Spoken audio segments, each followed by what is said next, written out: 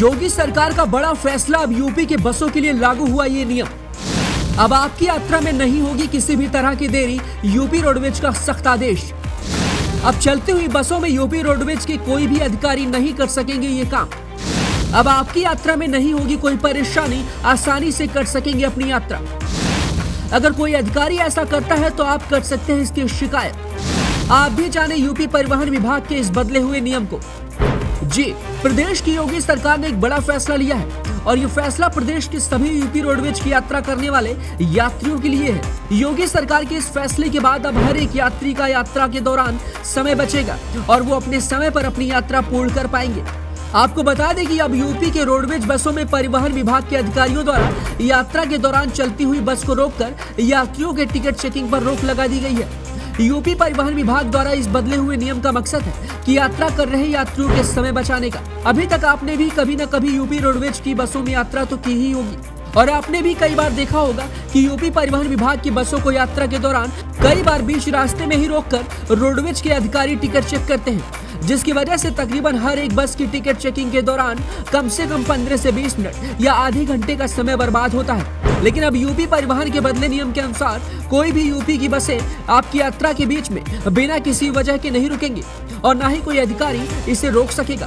तो चलिए अब आप भी विस्तार से जान लीजिए कि यात्रा के दौरान अगर कोई भी रोडवेज का अधिकारी बसों को रोककर आपके टिकट को चेक करता है तो इसकी शिकायत कैसे कर सकते हैं। साथ ही ये बदला हुआ नियम कब से यूपी के किन शहरों में लागू हुआ है।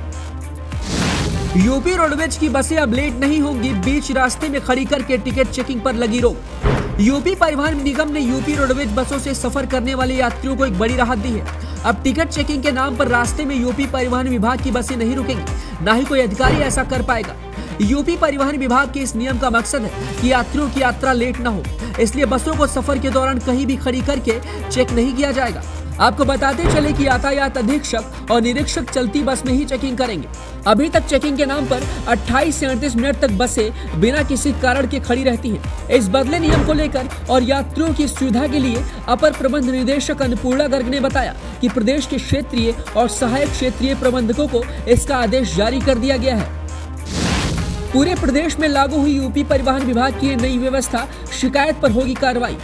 बताते चले कि यूपी परिवहन विभाग द्वारा ये नियम पूरे प्रदेश में लागू हुई है। इस नई व्यवस्था को लेकर अगर किसी भी तरीके से कहीं से भी कोई शिकायत आती है तो इस पर तुरंत कार्रवाई भी की जाएगी। ये नियम अपर प्रबंध निदेशक ने 24 नवंबर 2022 को जारी कर दिया है। साथ ही कई और चेकिंग व्यवस्था में भी बड़े बदलाव हुए हैं, जिसमें अब यात्रियों से वसूल होने वाली राशि को चेकिंग दल सीधे डिपो में आकर काउंटर पर जमा करेगा। काउंटर की रसीद को एक साथ करके चेकिंग की रिपोर्ट भी प्रेषित करेगा।